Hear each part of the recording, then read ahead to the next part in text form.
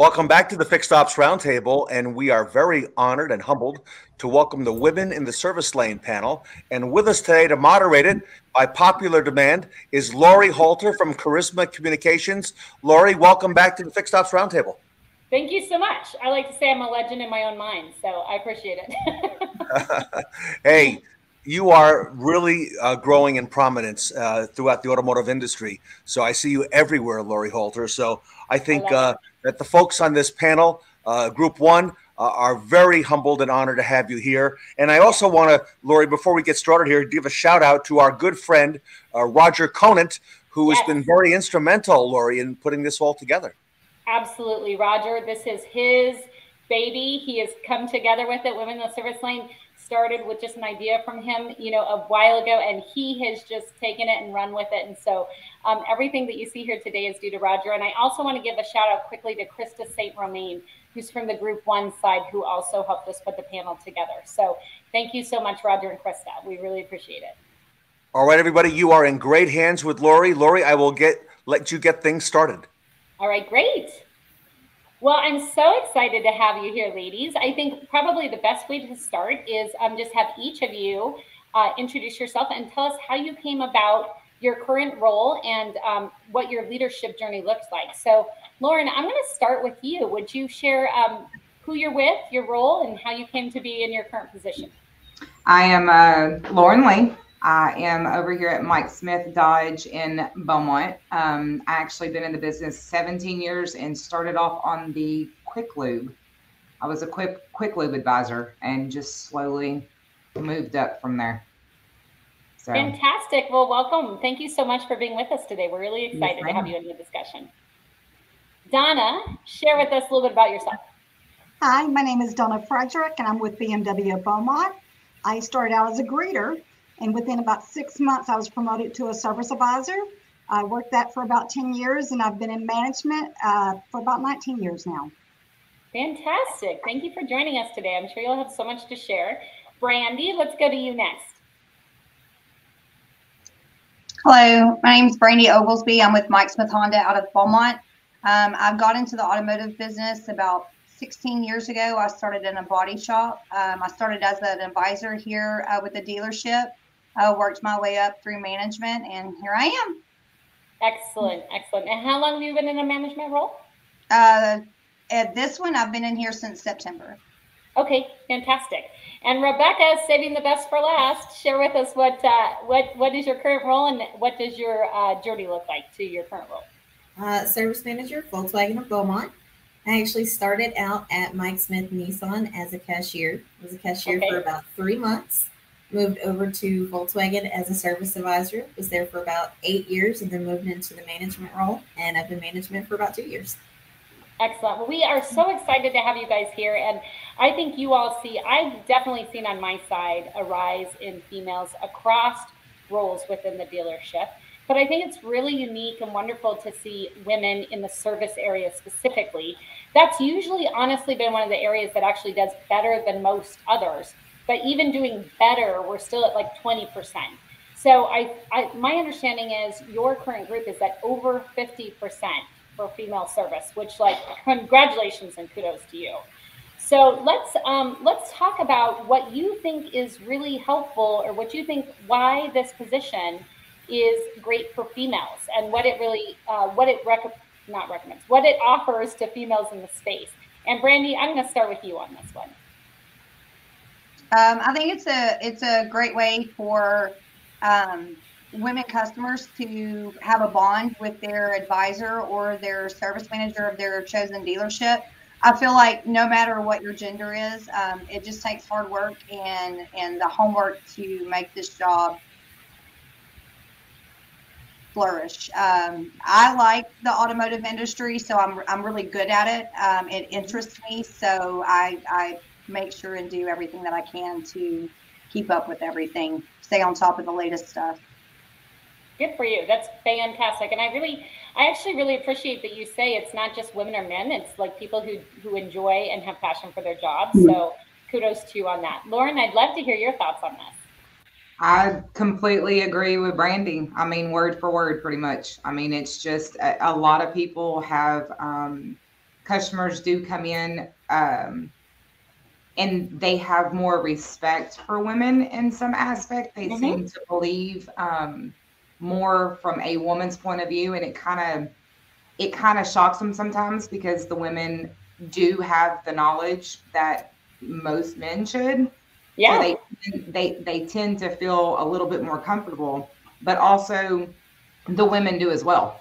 You know, I mean, you know, you could have your different people with, you know, that have different beliefs, but it's always good to have the male and the female version as far as that goes for the customers. But yeah, Brandy hit the nail on the head. Yeah, absolutely. I think one of the things that we've really found across the board in all the positions, right, is the consumers that are coming in your door want to find people that look like themselves. And they don't necessarily always have to speak to that person or discuss with that person, but they want to see some semblance back of them as they walk in the door. And so I think women in the service area is a huge jump toward that directive. Donna, would you like to add anything?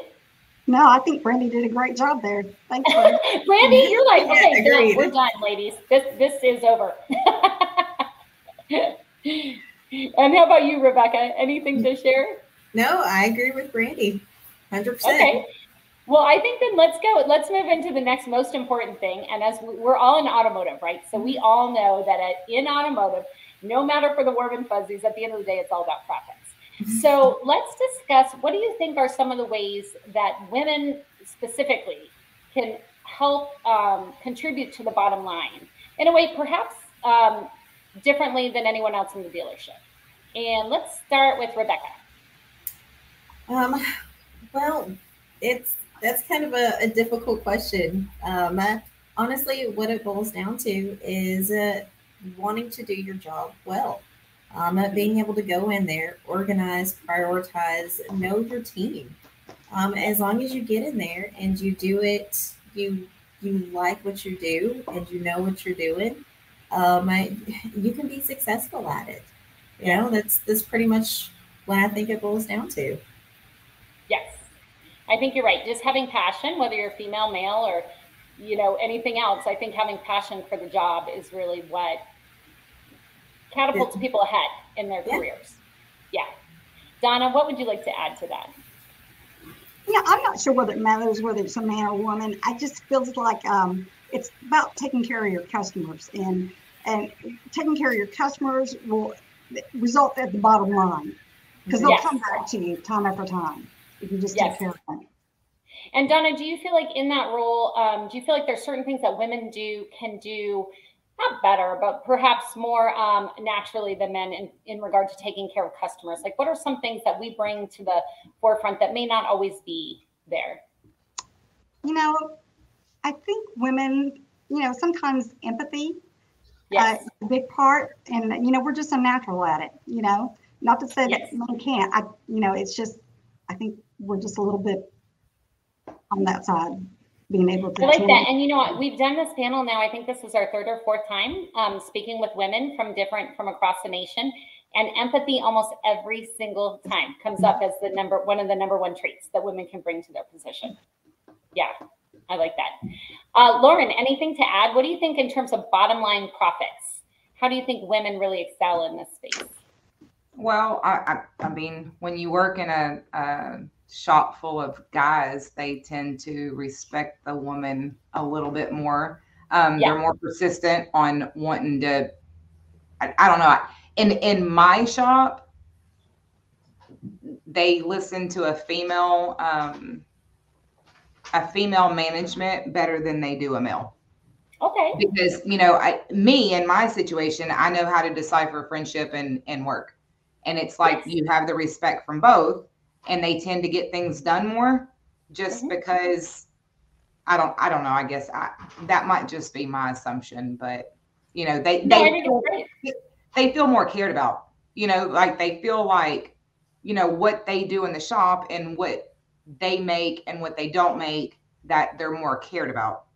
I guess, if that makes sense. I think it goes back to the empathy comment that Donna made. I think you're right. And I think that carries the interesting thing about all of you as managers, and what I love about having all managers on this panel, is I think that probably goes across employees and customers, right? So it kind of goes across the board. Yes, very much so. Yeah.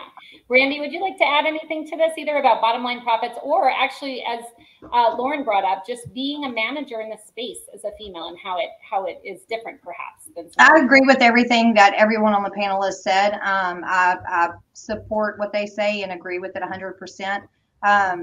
I do think that empathy is a big thing. We have a tendency to listen a little closer and a little better to our customers, and go into a little bit greater detail in some aspects on what the repair takes. But the same thing with my shop. My guys would walk to the end of the earth and back for me, because I would do the same for them. So it just kind of takes it takes the whole unit to make everything work. It's not just one single person. And Brandy, let me ask you kind of a follow-up on that. So you both talk about, your team and them going to the ends of the earth for you. And I think that's so wonderful. Did it take some time to get there? What did you have to come in and have any kind of do anything from the beginning to really establish that leadership position? Or was it just already there? No, I didn't, because I was their top advisor for them. We were already a team. We were already a working, functioning family. We already had a bond. And it was, when the position was offered, and I discussed it with some of my guys in the shop, it was, please take the job because we don't want another boss. I love that. Has that been your experience across the board, guys? Would anyone else like to jump in on that? Like, did you really come up with the team so they were fully supportive from the very beginning? I did. Yeah, I was their lead advisor for many years. So it was, when the time came, it was just the natural thing to do, because you already know your team. You've been with them, you've been with the same people. So it was a great thing. And Donna, what do you think about that? Have you had the same experience? I actually, when I was promoted to service manager, I came from one of the different shops here. It was a Cadillac GMC shop. Okay. And I moved to a Honda service manager position, but I had worked for Honda, so I had some experience and knew some of the guys. So yes, it does make a difference. Yeah. Lauren, is there anything you'd like to add to that? Same position. I mean, I was lead advisor for the same guys, 95% of them for years. So, and then, the opportunity came up for December for me to come over here. And it was like, I actually came from the body shop. I transferred to the body shop like 8 months ago. And they got me from the body shop, and it was, hey, please come back, whatever. So I was gullible, Well, hey, I love that, because honestly, if we're talking about like not a lot of women in service, women in the body shop has got to be like near zero. Well, I think I like that all of you grew up with your current roles through into that leadership position. So I'm going to throw something at you that you're not prepared for. So get ready. This is really where we see your panel prowess in action. When you're talking to females that are interested in perhaps taking this role, and as managers that are helping promote through these different levels, what would you say for women? Why do you think this is a great career path for women? And Donna, let's start with you. What do you think really makes this service journey a great career path for a female?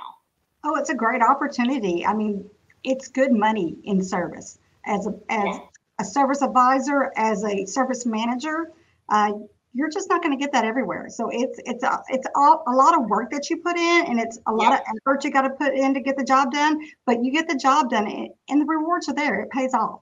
So and I just really love. I will tell you, and this is probably my own bias, I'm surprised by the amount of camaraderie all of you are talking about with your team. It's a really welcome and a nice touch that you're all speaking about the camaraderie within your team. It doesn't seem like there's a lot of difference over the fact that you're female. Would you agree? Yes, I would agree. Yeah, that's amazing. Definitely. Lauren, let's talk about that. What would you tell a female who's looking at this as a growth industry for her own career? To go for it. I mean, I started off from the bottom, and I gradually went to the top. I mean, I never ever saw myself in this position. I mean, it was talked about. And there were quite a few times where I had told myself that I wanted absolutely no part of this position, but you know, again, you build a bond with the people that work here and you become, you know, a work family. Like Brandy had said, it's just hard to not want to do. It feels good to be able to sit in the position to where you can make a difference. Yeah. And, you know, where you couldn't have before, you could only do a certain amount of things, but yes. you're helping so many people make money. And that's just, it's a good feeling, you know, to be able to help others. So. And I love that, because we can talk about empathy all we want. We can talk about how great it is and how camaraderie, but at the end of the day, like you said, people want to make money, right? Yep. We're in automotive. Like that's the goal. So I think I love the idea that like you're able to make people, women specifically, can make a really good life for themselves and their family in this career path. Brandy, what would you add to this discussion? I agree with the ladies as well. I would give any person the same advice, no matter their gender, is if you are passionate about what you do and you want to move up, go for it. You not only have to have the right support inside of your own company, you have to have the right neighbors next door, Rebecca, to support you, because it can be stressful when you just first get dropped into it. And you have to have that cheerleader on the side, that outside look, you know, that outside person outside of your own little family unit there. And you have to hear from somebody else that, you know, you can do this, don't give up. And she was mine. But it's, I would tell anybody, if that is what you want to do, climb that ladder, just work hard and go for it. I love it. And Rebecca, the cheerleader, what a vote of confidence for you. I know. Thanks, Brandy. I agree completely. You spend so much of your time at work. It makes a huge difference who you work with. And they're right. It's a work family. You know, it matters. And at the end of the day, and that's your main goal, is to make sure that everybody you work with likes their job. It's important to like where you work, you know, and if you can accomplish that, that's an amazing thing.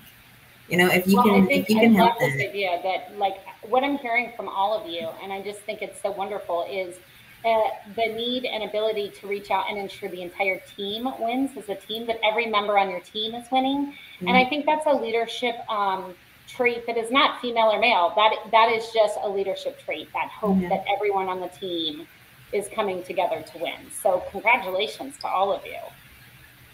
I do want to talk about, since you've all since you've all kind of moved up the ladder in your various positions, I'd love to hear some personal stories, if you'd like to share them, what you specifically did when you spoke to your managers. Like, did you have this goal in mind? Did you say, yes, I want to become a service manager?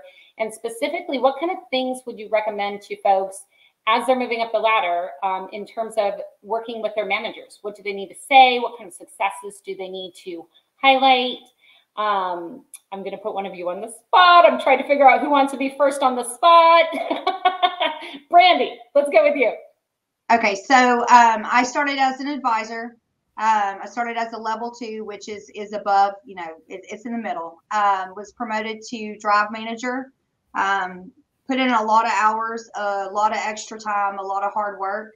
I had never really thought about going to anyone and talking to them. I was actually approached by my general manager and our regional manager and asked and had a conversation about it. We went over, you know, kind of like my fears, and Grant and Chris were so supportive of me and had so much belief that I could actually, that I was already doing the job, but that I could actually do it from in the office. They talked me right on into it. And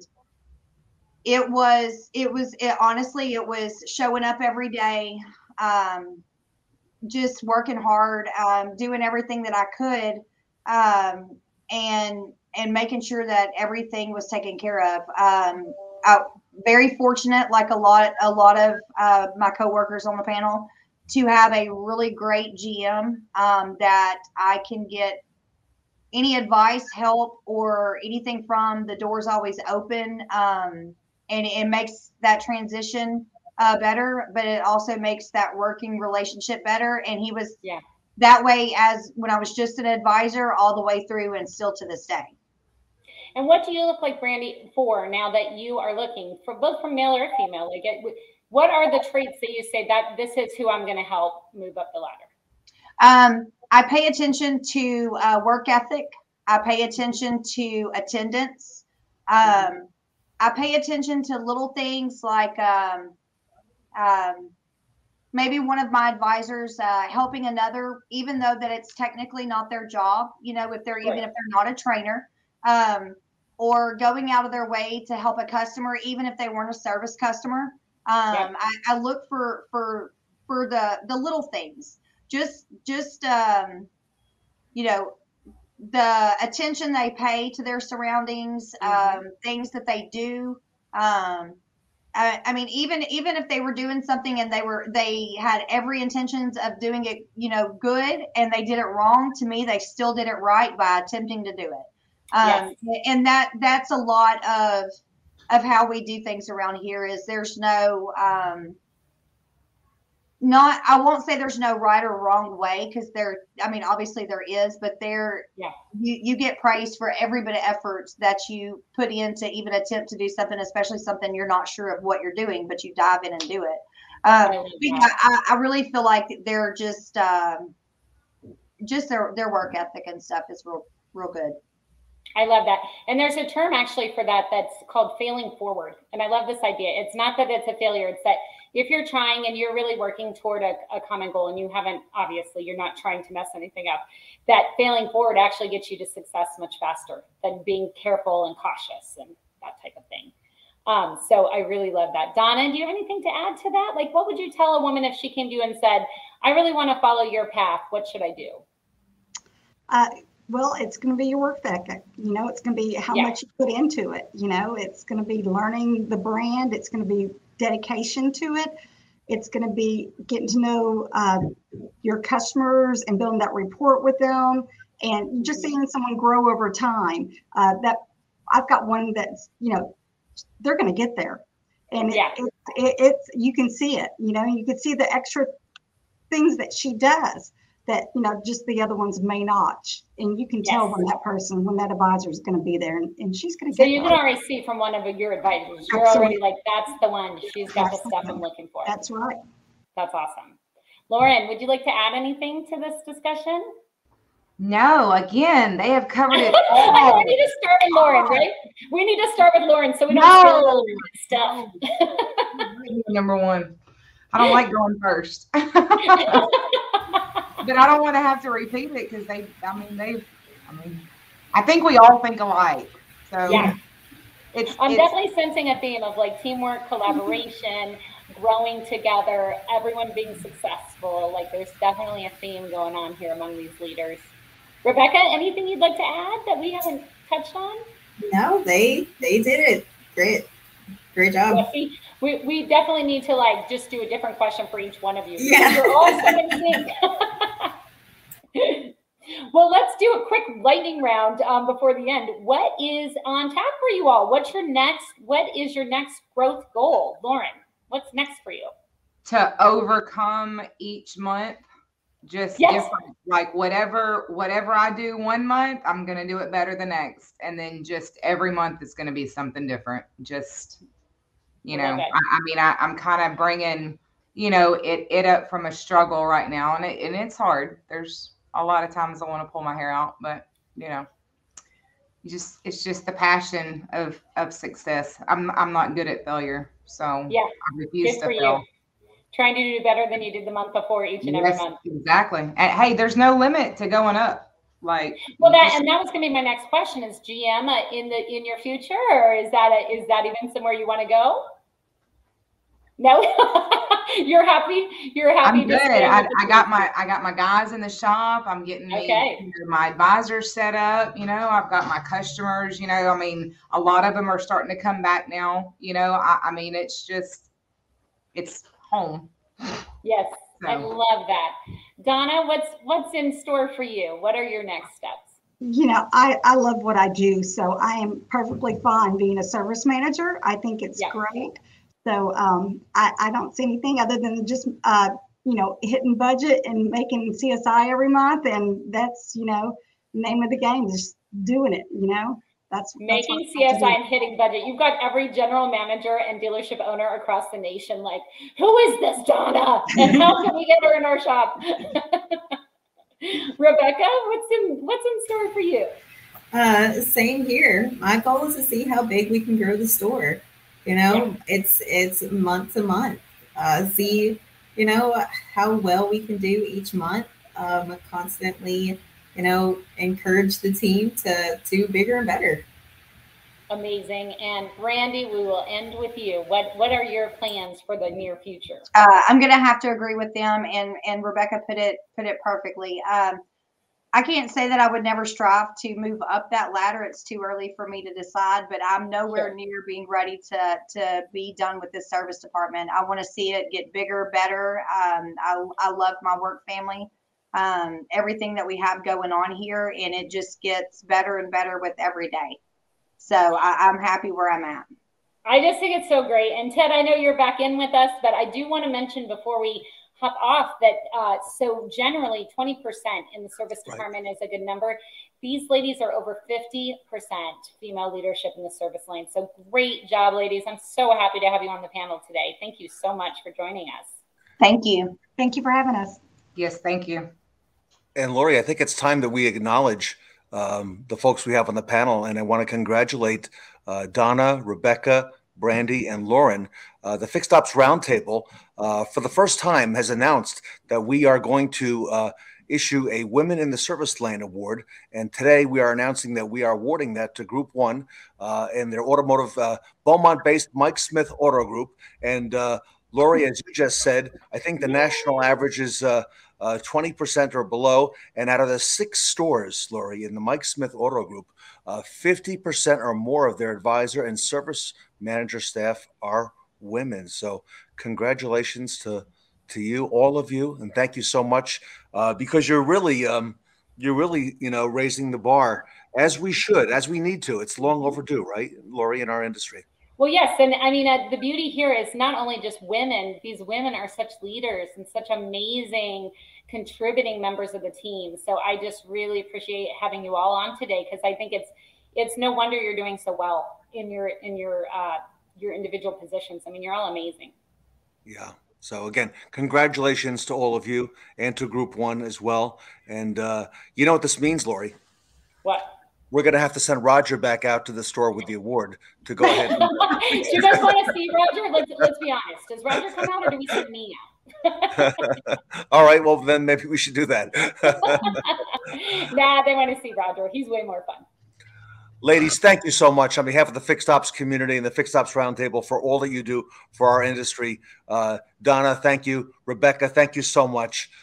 Brandy, great job to you and your team as well. And Lauren, thank you so much for all that you do for the automotive industry. So we appreciate it. And Lori Holter, thank you for everything that you do. I mean, you just keep bringing these amazing women my way, and I can't get enough of it. Yeah. Thank you.